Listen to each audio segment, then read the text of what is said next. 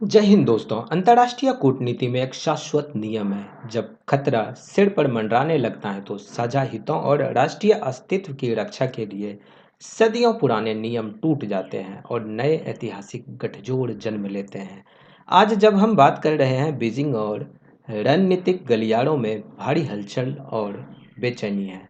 वजह है नई दिल्ली और टोक्यो के बीच हुआ एक ऐसा ऐतिहासिक रक्षा महासमझौता जिसने प्रशांत महासागर से लेकर हिंद महासागर तक की चीन के पूरे समुद्री विस्तारवाद पर नकेल कसने की तैयारी कर दी है।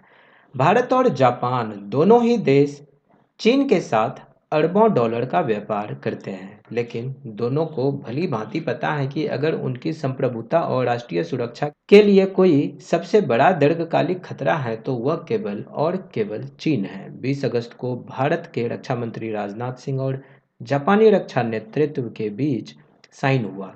यह मेमोरेंडम ऑफ अरेंजमेंट केवल एक कागजी औपचारिकता नहीं है, बल्कि यह एशिया के समुद्री शक्ति संतुलन को हमेशा के लिए बदलने जा रहा है।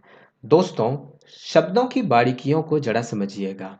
आपने अक्सर एमओयू यानी कि मेमोरेंडम ऑफ अंडरस्टैंडिंग सुना होगा, लेकिन भारत और जापान ने साइन किया है एमओए यानी कि मेमोरेंडम ऑफ अरेंजमेंट। इसका सीधा सा अर्थ है कि अब बात सिर्फ समझ की नहीं है, बल्कि दोनों देशों की सेनाओं द्वारा जमीनी और समंदर पर सैन्य कार्रवाई को व्यवस्थित करने की है। यह समझौता 2008 के पुराने रक्षा सहयोग की नींव पर खड़ा होकर आज की 21वीं सदी के युद्ध क्षेत्र की ज़रूरतों के हिसाब से तैयार किया गया है। इसके तहत 5 बड़े रणनीतिक कदम होने जा रहे हैं। पहला है मैरीटाइम डोमेन अवेयरनेस और इंटेलिजेंस शेयरिंग। सी गार्जन प्रीडेटर ड्रोन्स और सैन्य उपग्रहों के जरिए हिंद और प्रशांत महासागर में चीन की हर पनडुब्बी और युद्धपोतों का रियल टाइम डेटा सीधे साझा होगा। दूसरा है बंदरगाहों का पारस्परिक उपयोग। जापानी युद्धपोत भारतीय बंदरगाहों पर और भारतीय नौसेना के विध्वंसक जहाज जापानी सैन्य अड्डों पर ईंधन, रसद और रीआर्मिंग की सुविधा पाएंगी। तीसरा है मेंटेनेंस और रिपेयर सुविधाएं। गश्त या किसी भी संकट के समय दोनों देशों के अत्याधुनिक शिपयार्ड्स एक दूसरे के हाईटेक जहाज़ों की रिपेयरिंग और ओवरहॉलिंग कर सकेंगे। चौथा है संयुक्त नौसैनिक अभ्यास और पर्सनल एक्सचेंज। दोनों नौसेनाओं के विशेषज्ञ कमांडर और नाविक एक दूसरे के ठिकानों पर जाकर प्रशिक्षण लेंगे, ताकि युद्ध की स्थिति में दोनों देश एक एकीकृत यूनिट की तरह प्रहार कर सकें। और पांचवा है सर्च रेस्क्यू और एचएडीआर ऑपरेशन। युद्धकाल या आपात के दौरान त्वरित संयुक्त राहत और बचाव क्षमता।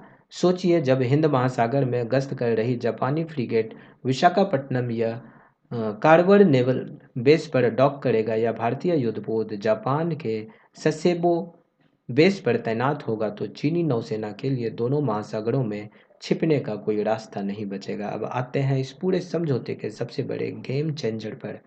जापान के अत्याधुनिक मोगामी क्लास स्टेल्थ फ्रिगेट्स का भारत में संयुक्त उत्पादन यानी कि को production under make in India. 1945 में द्वितीय विश्व युद्ध की समाप्ति के बाद जापान ने एक शांतिवादी संविधान अपनाया था, जिसके तहत हथियारों के निर्यात पर पूर्ण पाबंदी लगाई गई। लेकिन आज चीन के लगातार बढ़ते आक्रामक रवैये ने जापान को अपनी 80 साल पुरानी रक्षा नीति में ऐतिहासिक बदलाव करने पर विवश कर दिया है। यहाँ ध्यान देने वाली बात यह है कि ऑस्ट्रेलिया जैसे देश जापान से यह फ्रीगेट खरीद रहे हैं, लेकिन भारत को जापान दे रहा है पूर्ण डिजाइन और निर्माण का अधिकार। मोगामी क्लास फ्रीगेट की सबसे बड़ी ताकत है इसका ultra low radar signature, unified mast OPY-2 radar और पानी के नीचे छिपी पनडुब्बियों को खोजकर तबाह करने की अचूक क्षमता। जब यह जापानी तकनीक भारतीय शिपयार्ड्स के फौलाद और मेक इन इंडिया से जुड़ेगी, तो भारतीय नौसेना की ब्लू वाटर क्षमता अजयी बन जाएगी। आधुनिक दौर में युद्ध जीतने की पहली और आखिरी शर्त यही है कि अपनी सप्लाई चेन और जंगी साजो सामान पर अपना पूरा नियंत्रण होना। यहाँ एक कड़वा सवाल भी पूछना जरूरी है। जब क्वाड पहले से मौजूद था, तो भारत और जापान को अलग से द्विपक्षीय रक्षा तंत्र को इतना मजबूत क्यों करना पड़ा? साथियों, सच ये है कि अमेरिका की घरेलू राजनीति और विदेशी नीति में निरंतरता का भारी अभाव रहता है। कभी वे क्वाड को लेकर बेहद सक्रिय होते हैं, तो कभी अचानक अपने ही सहयोगियों को उनके हाल पर छोड़ देते हैं। जापान में ओकिनावा जैसे विशाल अमेरिकी सैन्य बेस होने के बावजूद टोक्यो समझ चुका है कि वक्त आने पर अपना बैग खुद ही संभालना पड़ता है। अमेरिकी हथियार खरीदना मतलब अक्सर अंतहीन शर्तों और प्रतिबंधों की बेड़ियां पहनने जैसा है। इसलिए भारत का महासागर विजन और जापान का FOIP यानी कि free and open Indo Pacific vision एक साथ मिलकर एक ही बुनियादी सिद्धांत पर खड़े हैं। किसी भी देश को ताकत या दादागिरी के दम पर अंतर्राष्ट्रीय सीमाओं और समुद्री मार्गों पर कब्जा नहीं करने दिया जाएगा। बात सिर्फ जहाज़ों तक सीमित नहीं है। जापान ने ऑस्ट्रेलिया के साथ मिलकर एक अत्यंत आक्रामक 10 वर्षीय रक्षा कार्यक्रम शुरू किया है।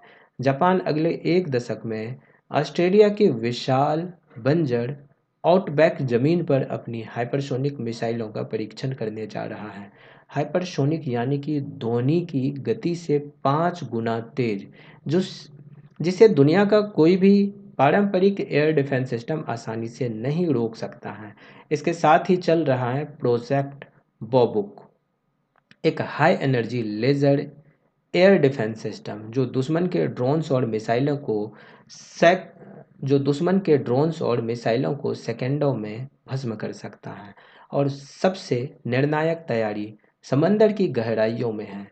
समुद्री submarine launched hypersonic glide projectiles और वर्टिकल लॉन्च सिस्टम यानी कि जापानी और मित्र देशों की पनडुब्बियां बिना पानी की सतह पर आए गहरे समंदर से ही दुश्मन के नेवल बेसों और एयरक्राफ्ट कैरियर्स पर अचूक प्रहार कर सकेगी।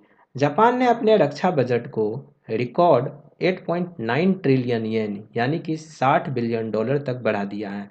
यह द्वितीय विश्व युद्ध के बाद जापान का सबसे बड़ा सैन्य पुनरुत्थान है।